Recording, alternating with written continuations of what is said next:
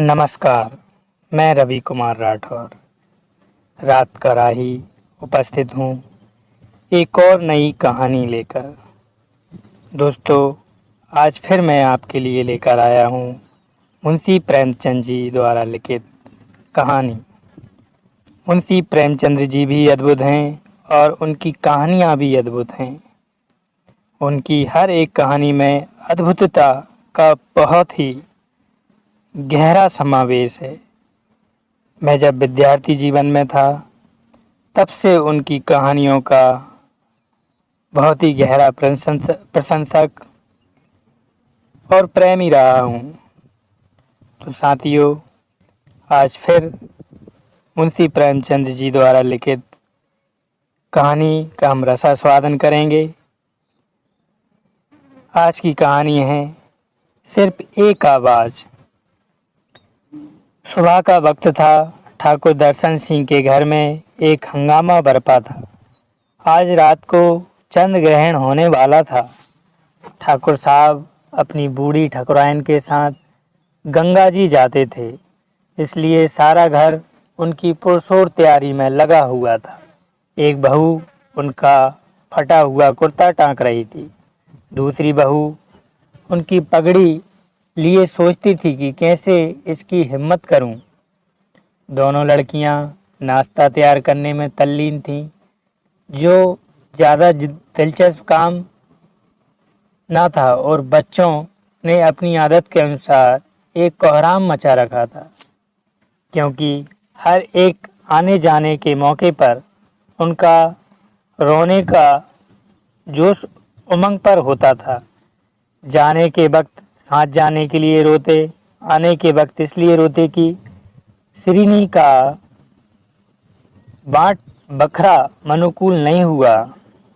बूढ़ी ठकुराइन बच्चों को फुसलाती थी और बीच बीच में अपनी बहुओं को समझाती थी, देखो बराबर खबरदार, जब तक उग्रह ना हो जाए घर से बाहर ना निकलना। हसिया छुरी कुल्हाड़ी इन्हें हाथ से मत छूना, समझाए देती हूँ। मानना चाहे ना मानना, तुम्हें मेरी बात की कौन परवाह है। मुंह में पानी की बूंद ना पड़े। नारायण के घर विपत पड़ी है। जो साधु भिखारी दरवाजे पर आ जाए उसे फेरना मत। बहुओं ने सुना और नहीं सुना। वे मना रही थीं कि किसी तरह ये यहाँ से टलें। फागुन का महीना है, गाने को तरस गए। आज खूब गाना बजाना होगा। ठाकुर साहब थे तो बूढ़े, लेकिन बुढ़ापे का असर दिल तक नहीं पहुंचा था। उन्हें इस बात का गर्व था कि कोई ग्रहण गंगा स्नान के बगैर नहीं छूटा। उनका ज्ञान आश्चर्यजनक था।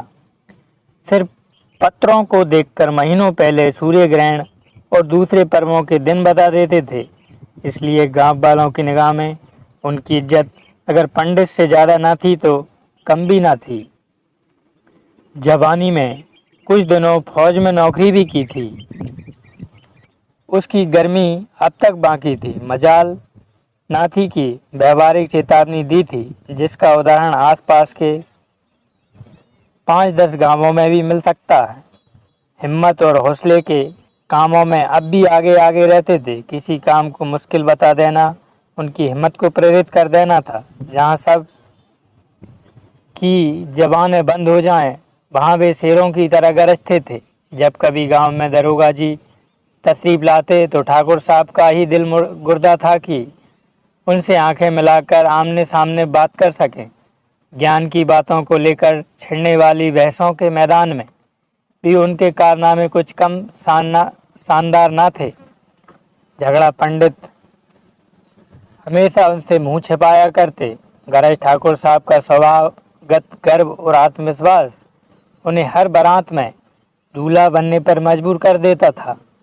हाँ, कमज़ोर इतनी थी कि अपना आला भी आप ही गा लेते और मज़े लेकर, क्योंकि रचना को रचनाकारी खूब बयान करता है।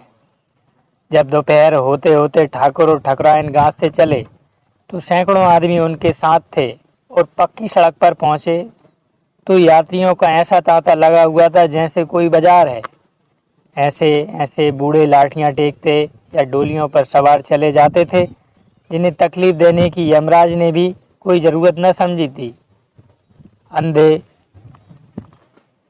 दूसरों को लकड़ी के सहारे कदम बढ़ाए आते थे। कुछ आदमियों ने अपनी बूढ़ी माताओं को पीठ पर लाद लिया था। किसी के सर पर कपड़ों की पोटली, किसी के कंधे पर लोटा डोर, किसी के कंधे पर कांवर।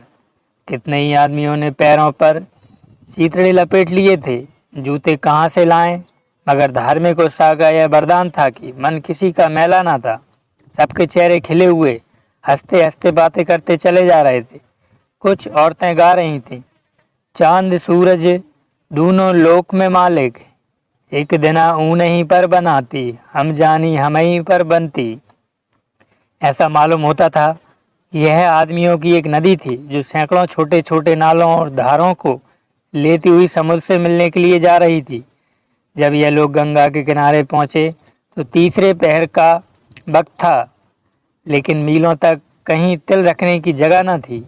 इस शानदार दृश्य से दिलों पर ऐसा रौब और भक्ति का ऐसा भाव छा जाता था कि बरबस गंगा माता की जय की सदाएं बुलंद हो जाती थीं। लोगों के विश्वास उसी नदी की तरह उमड़े हुए थे, और वह नदी, वह लहराता हुआ नीला मैदान, वह प्यासों की प्यास बुझाने वाली, वह निराशों की आशा, वह वरदानों की देवी, वह पवित्रता का स्रोत, वह मुट्ठी भर खाक को आश्रय देने वाली गंगा हंसती मुस्कुराती थी और उछलती थी। क्या इसलिए कि आज वह अपनी चौतरफा इज्जत पर फूली न समाती थी, या इसलिए कि वह उछल उछल कर अपने प्रेमियों से गले मिलना चाहती थी, जो उसके दर्शनों के लिए मंजिलें तय करके आए थे? और उनके परिधान की प्रशंसा किस जवान से हो जिस पर सूरज ने चमकते हुए तारे टाँके थे और जिसके किनारों को उसकी किरणों ने रंग बिरंगे सुंदर और गतिशील फूलों से सजाया था। अभी ग्रहण लगने में घंटों की देर थी। लोग इधर उधर टहल रहे थे, कहीं मदारियों के खेलते, कहीं चूरन वाले की लच्छेदार बातों के चमत्कार। कुछ लोग मेड़ों की कुश्ती देखने के लिए जमा थे। ठाकुर साहब भी अपने कुछ भक्तों के साथ सैर को निकले। उनकी हिम्मत ने गवारा ना किया कि इन बाजारू दिलचस्पियों में शरीक हों। यकाएक उन्हें एक बड़ा सा सामियाना तना हुआ नजर आया, जहां ज़्यादातर पढ़े लिखे लोगों की भीड़ थी। ठाकुर साहब ने अपने साथियों को एक किनारे पर खड़ा कर दिया और खुद बड़े गर्व से ताकते हुए फर्श पर जा बैठे, क्योंकि उन्हें विश्वास था कि यहाँ उन पर देहातियों की ईर्ष्या दृष्टि पड़ेगी और संभव है कुछ ऐसी बारीक बातें भी मालूम हो जाएं जो उनके भक्तों को उनकी सर्वज्ञता का विश्वास दिलाने में काम दे सकें। यह एक नैतिक अनुष्ठान था। 2-2.5 हजार आदमी बैठे हुए थे, एक मधुरभाषी वक्ता का भाषण सुन रहे थे। फैशनेबल लोग ज़्यादातर अगली पंक्तियों में बैठे हुए थे, जिन्हें कनबतियों का इससे अच्छा मौका नहीं मिल सकता था। कितने ही अच्छे कपड़े पहने हुए लोग इसलिए दुखी नजर आते थे कि उनकी बगल में निम्न श्रेणी के लोग बैठे थे। भाषण दिलचस्प मालूम पड़ता था, वजन ज़्यादा था और चटखारे कम, इसलिए तालियां नहीं बजती थीं।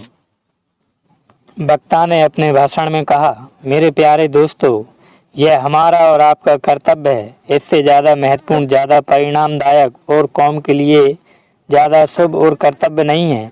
हम मानते हैं कि उनके आचार व्यवहार की दशा अत्यंत करुण है, मगर विश्वास मानिए यह सब हमारी करनी है। उनकी इस लज्जाजनक सांस्कृतिक स्थिति का जिम्मेदार हमारे सिवा और कौन हो सकता है? अब इसके सिवा इसका और कोई इलाज नहीं है कि हम उस घृणा और उपेक्षा को जो उनकी तरफ से हमारे दिलों में बैठी हुई है धोएं और खूब मलकर धोएं। यह आसान काम नहीं है, जो काले कई हजार वर्षों से जमी हुई है वे आसानी से नहीं मिट सकती। जिन लोगों की छाया से हम बचते आए हैं, जिन्हें हमने जानवर से भी जलील समझ रखा है, उनसे गले मिलने में हमको त्याग, साहस और परमार्थ से काम लेना पड़ेगा। उस त्याग से जो कृष्ण में था, उस हिम्मत से जो राम में थी, उस परमार्थ से जो चैतन्य और गोविंद में था। मैं यही नहीं कहता कि आप आज ही उनसे शादी के रिश्ते जोड़ें या उनके साथ बैठकर खाएं पिएं, मगर क्या यह भी मुमकिन नहीं है कि आप उनके साथ सामान्य सहानुभूति, सामान्य मनुष्यता, सामान्य सदाचार से पेश आएं? क्या सचमुच असंभव बात है? आपने कभी ईसाई मिशनरियों को देखा है? आह, जब मैं एक उच्च कोटि की सुंदर सुकुमार गौरवर्ण लेडी को अपनी गोद में एक काला कलूटा बच्चा लिए हुई देखता हूँ, जिसके बदन पर फोड़े हैं, खून है और गंदगी है। वह सुंदरी उस बच्चे को चूमती है, प्यार करती है, छाती से लगाती है, तो मेरा जी चाहता है कि उस देवी के कदमों पर सिर रख दूं। अपनी नीचता, अपना कमीनापन, अपनी झूठी बड़ाई, अपने हृदय की संगीता मुझे इतनी सफाई से नहीं आती। इन देवियों के लिए जिंदगी में क्या क्या संपदाएं नहीं थीं। खुशियां बाहें पसारे हुए इनके इंतजार में खड़ी थीं। उनके लिए दौलत की सब सुख सुविधाएं थीं, प्रेम के आकर्षण थे, अपने आत्मीयों और स्वजनों की सहानुभूतियां थीं और अपनी प्यारी मातृभूमि का आकर्षण था। लेकिन इन देवियों ने उन तमाम नेमतों, उन सब सांसारिक संपदाओं को सेवा, सच्ची निस्वार्थ सेवा पर बलिदान कर दिया। वे ऐसी बड़ी कुर्बानियां कर सकती हैं, तो हम क्या इतना भी नहीं कर सकते कि अपने अछूत भाइयों से हमदर्दी का सलूक कर सकें? क्या हम सचमुच ऐसे पस्त हिम्मत, ऐसे बोधे, ऐसे बेरहम हैं? इसे खूब समझ लीजिए कि आप उनके साथ कोई रियायत, कोई मेहरबानी नहीं कर रहे हैं। यह उन पर कोई एहसान नहीं है, यह आपके लिए ही जिंदगी और मौत का सवाल है। इसलिए मेरे भाइयों और दोस्तों, आइए इस मौके पर शाम के वक्त पवित्र गंगा नदी के किनारे काशी के पवित्र स्थान में हम मजबूत दिल से प्रतिज्ञा करें कि आज से हम अछूतों के साथ भाईचारे का सलूक करेंगे, उनके तीज त्योहार में शरीक होंगे और अपने त्योहारों में उन्हें बुलाएंगे, उनके गले मिलेंगे और उन्हें गले लगाएंगे। उनकी खुशियों में खुश और उनके दर्दों में दर्दमंद होंगे। और चाहे कुछ ही क्यों ना हो जाए, चाहे तानों, तिस्नों और जिल्लत का सामना ही क्यों ना करना पड़े, हम इस प्रतिज्ञा पर कायम रहेंगे। आप में सैकड़ों जोशीले नौजवान हैं जो बात के धनी और इरादे के मजबूत हैं। कौन ये प्रतिज्ञा करता है? कौन अपने नैतिक साहस का परिचय देता है? वह अपनी जगह पर खड़ा हो जाए और ललकार कर कहे कि मैं यह प्रतिज्ञा करता हूँ और मरते दम तक इस पर दृढ़ता से कायम रहूँगा। सूरज गंगा की गोद में जा बैठा था और माँ प्रेम और गर्व से मतवाल जोश से उमड़ी हुई रंग में केसर को शर्माती और चमक में सोने को लजाती थी। चारों तरफ एक रोवीली खामोशी छाई हुई थी। उस सन्नाटे में सन्यासी की गर्मी और जोश से भरी हुई बातें गंगा की लहरों और गगनचुंबी मंदिरों में समा गईं। गंगा एक गंभीर माँ की निराशा के साथ हंसी और देवताओं ने अफसोस से सिर झुका लिया, मगर मुंह से कुछ न बोले।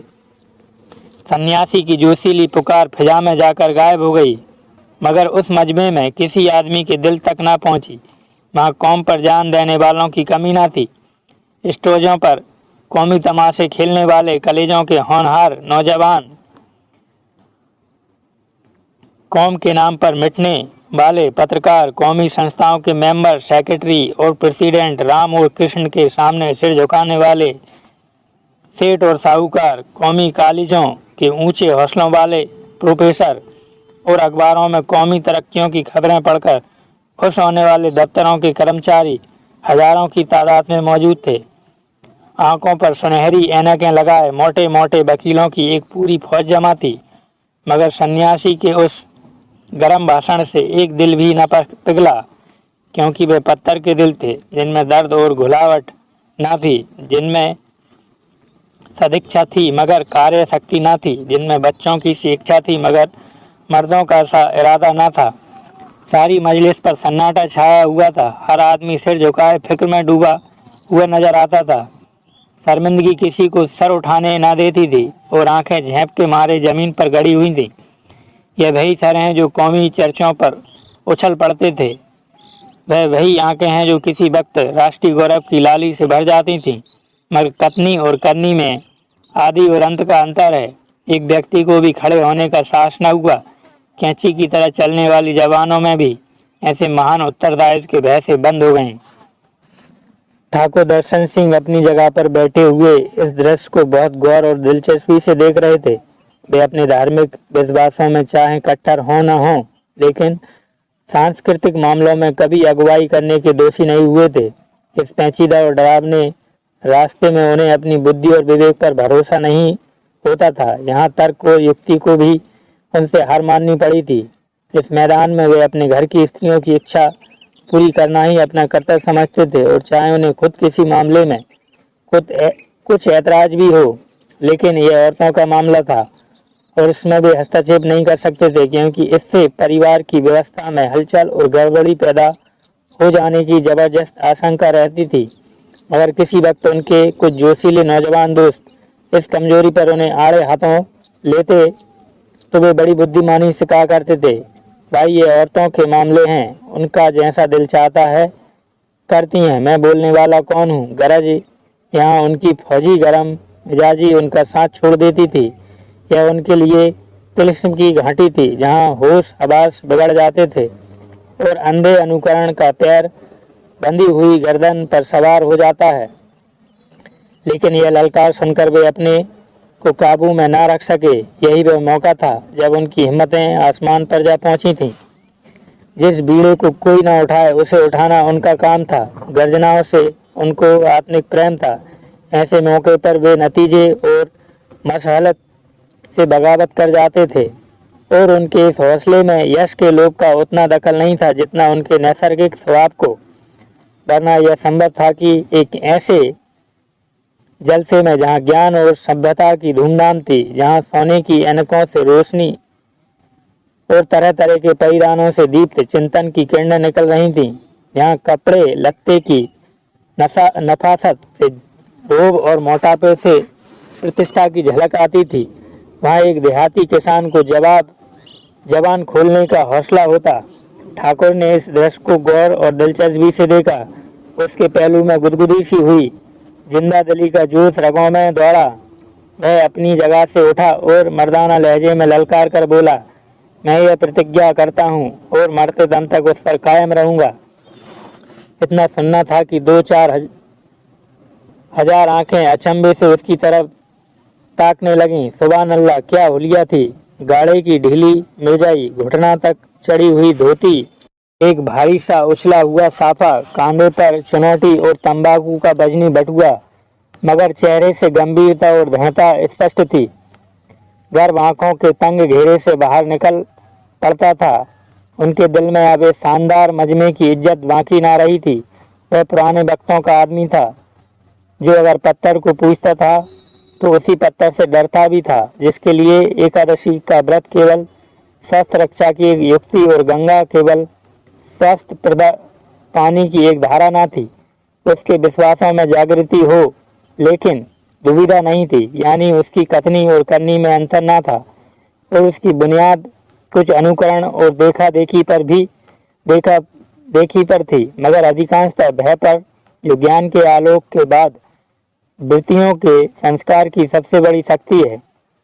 गिरगे बाने का आदर और भक्ति करना उसके धर्म और विश्वास का एक अंग था। संन्यास में उसकी आत्मा को अपना अनुचर बनाने की एक सजीव शक्ति छिपी हुई थी और उस ताकत ने अपना असर दिखाया। लेकिन मजमे की इस हैरत ने बहुत जल्द मजाक की सूरत अख्तियार की। मतलब भरी निगाहें आपस में कहने लगीं, आखिर गंवार ही तो ठहरा, देहाती है, ऐसे भाषण कभी काहे को सुने होंगे। बस उबल पड़ा। उतले गड्ढे में इतना पानी भी ना समा सका। कौन नहीं जानता कि ऐसे भाषणों का उद्देश्य मनोरंजन होता है। 10 आदमी आए, इकट्ठे बैठे, कुछ सुना, कुछ गपशप मारी और अपने अपने घर लौटे। ना यह कि कोल करार करने में बैठे, अमल करने के लिए कस्में खाएं। मगर निराश सन्यासी सोच रहा था, अफसोस, जिस मुल्क की रोशनी में इतना अंधेरा है, वहाँ कभी रोशनी का उदय होना मुश्किल नजर आता है। इस रोशनी पर, इस अंधेरी, मुर्दा और बेजबान रोशनी पर मैं जहालत को, अज्ञान को ज़्यादा ऊंची जगह देता हूँ।